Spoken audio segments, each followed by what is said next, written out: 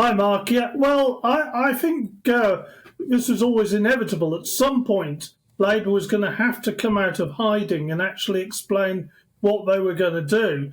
And now we're beginning to see the full horror of it. I mean, you've just identified a few of them, but I mean, I think the small boats policy yesterday was a particularly dreadful one.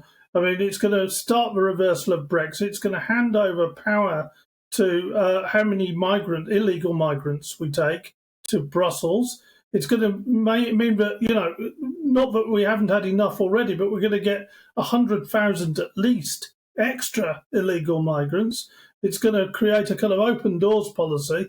So, we're actually finally beginning to see some of the truth behind what Labour really is.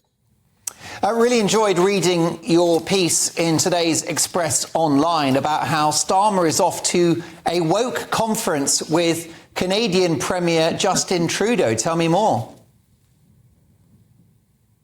Well, he's off to the kind of, it was called the Centrist Dad Conference, but actually Jacinda Ardern, remember her from New Zealand, she's going to be there as well. So the centrist dad and mum as well, I think. But it's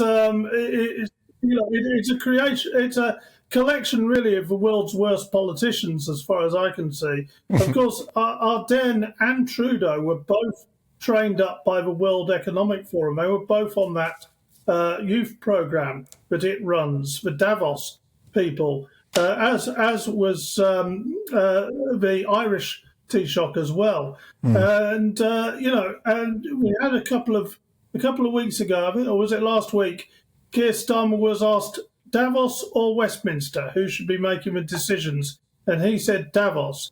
Davos, of course, is the woke billionaires, the unaccountable, the people who hate things like Brexit, who complain about populism and all the rest of it, who don't want any scrutiny. And this is the sort of vision that Starmer has for this country. Speaking of vision, let's talk about his deputy, Angela Rayner, who addressed the TUC conference this week, David, saying that she'd scrap 0 hours contracts, boost the minimum wage and give the unions more power to go on strike. Perhaps laudable aims in some cases, but politically contentious. Well, I think most of us think that the unions seem to be able to go on strike whenever they want. And, they've already caused chaos in the NHS and probably cost some people their lives, certainly by wrecking the attempts to bring down the waiting lists. I mean, let's not beat about the bush on that. I mean, they've literally played with people's lives, the unions have, on that. They've been bringing the transport network to a halt for ages. My son is about to start university, and the university lecturers are still on strike, it turns out, and they have been for well over a year.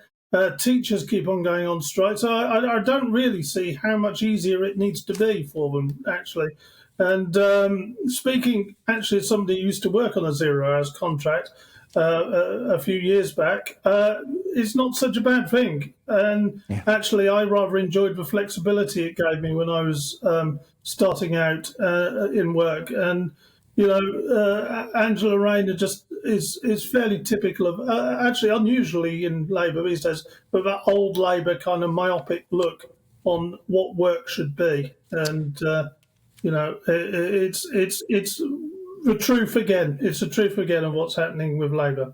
Yes, I don't think you should make it harder for businesses to employ people, I've got to say. Listen, I wish your lad very, very great success at university. If he's 1% as smart as his dad, he'll get a first.